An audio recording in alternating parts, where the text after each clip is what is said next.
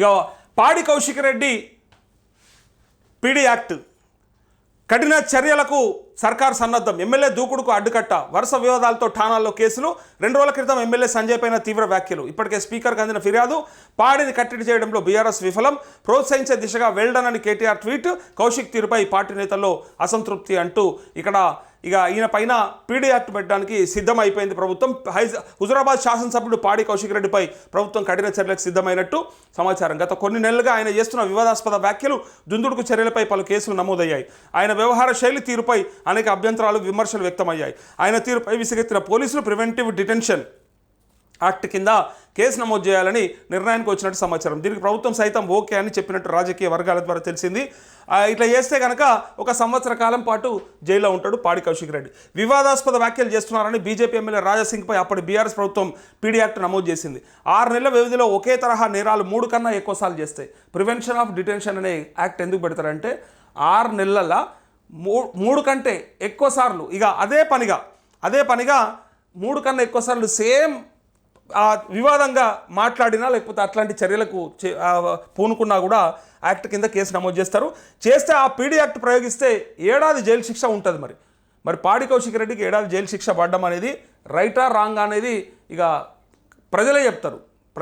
ఆయన దూకుడుకు కళ్ళెమేయడానికి వేసిండ్రని అనుకోవచ్చు, లేదంటే లేదు ప్రభుత్వం ఇట్లా చేస్తే ఇంకా అంటే ఇంత ఏమంటారు ఒత్తిడి తీసుకురావడం కానీ లేకపోతే ప్రతిపక్షాల గొంతు నొక్కడానికి కానీ ప్రయత్నం చేయడం అనేది ఎంతవరకు సబబు అనేది ప్రజలు తెలుసుకోవచ్చు.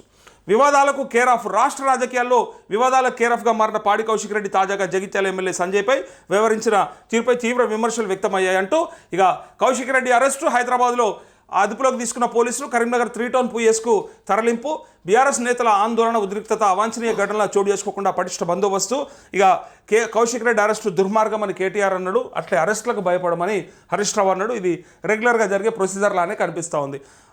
పాలకపక్షం ఎట్లయినా ప్రతిపక్షం మీద గతంలో జరిగినటువంటి కేసులు, గతంలో జరిగినటువంటి అరెస్ట్ ఎట్లయితే ఉన్నాయో వీళ్ళు అదే ఫైటింగ్ చేస్తూ ఉంటారు. మేము ఇట్లనే ఖచ్చితంగా పోరాటం చేస్తామని చెప్తూనే ఉంటారు, వాళ్ళు అట్లనే కేసులు పెట్టుకుంటూ పోతూ ఉంటారు. ఇది ప్రజలలా తెలిసిపోతూ ఉంటుంది. ప్రజల కోసం మాట్లాడేటోళ్లకు ఇలాంటి పడుతూనే ఉంటాయి, ఇలాంటి జరుగుతూనే ఉంటాయి. కాబట్టి ఇదేమీ పెద్ద కొత్త ఏమీ కాదు అని చెప్పి భయపడకుండా ప్రతిపక్షం ఇంకా స్ట్రాంగ్గా మాట్లాడేది ఉంటుంది. లేదా పాలకపక్షం ఇట్లా అణిచివేస్తే ఇంకా ఎవరు మాట్లాడకుండా ఉంటారు అని చెప్పి ఎంతెంత తీసుకొస్తే అంతంత ప్రజల నుంచి వ్యతిరేకతనే పుట్టించే అవకాశం ఉంటుంది. ఆనాడు కేసీఆర్ చేసిన తప్పిదం కూడా అదే. ఎక్కడైనా అంటే రేవంత్ రెడ్డి నుంచి మొదలు పెడితే జర్నలిస్టుల దాకా మాట్లాడిన వాళ్ళనల్లా అరెస్ట్ చేసుకుంటూ పోతేనే ఇక్కడ రాష్ట్రంలో ప్రజలందరికీ ఏమైపోయిందంటే అరే ఇంత అణచివేత ధోరణి ఎందుకు, అంటే మాట్లాడే స్వేచ్ఛ కూడా లేదా తెలంగాణలో. మన కోసం తెచ్చుకున్నటువంటి మన రాష్ట్రంలో మరి మనం మాట్లాడుకోవడం, మనం ఎట్లా చేసుకోవాలని చెప్పి మనం అడిగితే మమ్మల్ని ఇట్లా నిర్బంధిస్తారా అని చెప్పి ఆనాడు అన్నటువంటి మాటల వల్లనే ఈ తెలంగాణ నియంత చేతుల్లో ఉన్నది, నియంతృత్వ పోకడలో పోతా ఉన్నాడు కేసీఆర్. కుటుంబ పరిపాలన ఉన్నదని ఆనాడు అనుకుంటేనే ఇవాళ వాళ్ళ పదవి పోయి వేరే వాళ్ళని ఎక్కించే పరిస్థితికి వచ్చింది. సో ఇప్పుడు జరిగేది గదే. ఒకవేళ రేవంత్ రెడ్డి చేసినా కూడా జరిగేది కూడా గదే అవుతుంది. ఇంత అణిచివేసే ప్రయత్నం చేస్తూ ఉంటే మాట్లాడిన వాళ్ళల్లా లేదా ప్రశ్నించిన వాళ్ళల్లా అణిచివేసుకుంటూ పోతే వాళ్ళకు కూడా గదే గతి పడుతుంది. ఇదేమి పెద్ద అంటే కొత్త ఏమి కాదు, రెగ్యులర్ ప్రొసీజరే. కానీ ఇక్కడ పాడి కౌశిక్ రెడ్డి ఎమ్మెల్యే సంజయ్ని అడిగినటువంటి మాటలు మాత్రం నిజం ఉంది. అది పక్కా మొగోన్ తరీకాలు అడిగిండు. నువ్వు ఎక్కడ గెలిచినావు, ఏం మాట్లాడుతున్నావు, ఇప్పుడు ఏ పార్టీలో ఉన్నావు అని అడిగిండు. అది ప్రజలు కూడా అడగాలి. యాక్చువల్గా ప్రజలు అడిగితేనే చక్కగా అవుతారు. ఈ నాయకుల మీద ఇంత బాధ్యత పెట్టుకోవాల్సిన పని లేదు.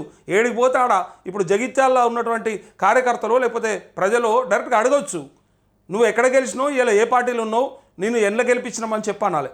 ఇక అట్లా అడిగే రోజు వస్తే అందరూ కూడా సెటరేట్ అవుతారు. ఎవడైనా పార్టీ మారాలంటే భయపడాలి, భయం రావాలి. అరే అనవసరంగా ప్రజలతో పెట్టుకోవద్దు, మమ్మల్ని ఇళ్ళకెళ్ళి పంపిస్తే మమ్మల్ని డిస్క్వాలిఫై కూడా చేస్తారనే ఒక భయం రావాలి. ఆ పరిస్థితులకు వస్తేనే ఎవడు కూడా పార్టీ మారడు.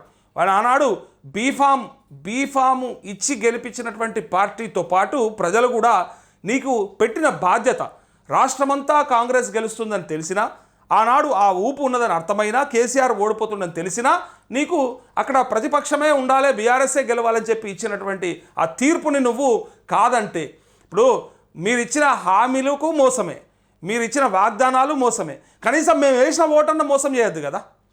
మేము వేసిన ఓటును కూడా నువ్వు ఇంకొకరికి అమ్ముకున్నట్టే కదా.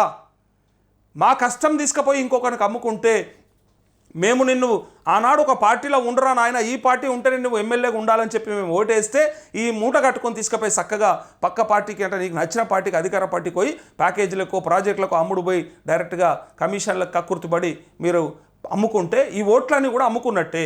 ప్రజలు మిమ్మల్ని నమ్మి వేసినటువంటి ఓట్లన్నీ గంపగుత్తగా తీసుకుపోయి అమ్ముకొని పక్క పార్టీలకు పోయినట్టే, మీకు రాజ్యాంగంలో వెసులుబాటు ఉన్నట్టే. ఇక ఎట్లయినా సరే పార్టీ మారితే వీళ్ళకేమీ డిస్క్వాలిఫికేషన్ లేదనేది ఉన్నది కాబట్టి ఇక అది కూడా ఉన్నా నిర్ణయం తీసుకోరు. స్పీకర్ తీసుకోవాలి నిర్ణయం, కానీ ఈయన పోయేదిలోకి అధికార పార్టీలకి.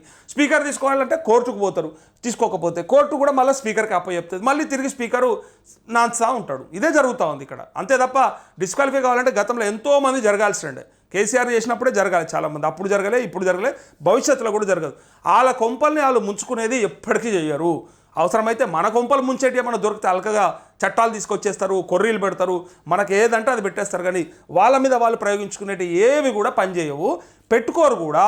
వాళ్ళకి ఇంకా వెసులుబాటు ఎక్కువ ఇక పాడి కౌశిక్ రెడ్డి పీడీ యాక్ట్ కఠిన చర్యలకు సర్కార్ సన్నద్ధం, ఎమ్మెల్యే దూకుడుకు అడ్డుకట్ట, వరుస వివాదాలతో ఠాణాల్లో కేసులు. 2 రోజుల క్రితం ఎమ్మెల్యే సంజయ్ పైన తీవ్ర వ్యాఖ్యలు. ఇప్పటికే స్పీకర్కి అందిన ఫిర్యాదు.